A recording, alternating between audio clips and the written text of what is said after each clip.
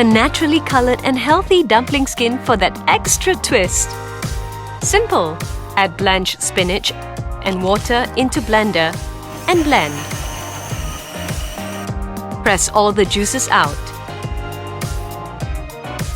Add flour, corn flour, salt, and finally the spinach juice into the bread maker.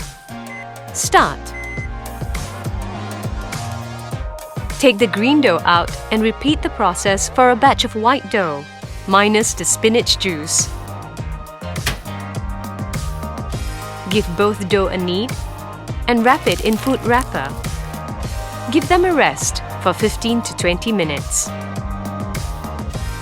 Now, roll the white dough within the green dough. Cut and flatten.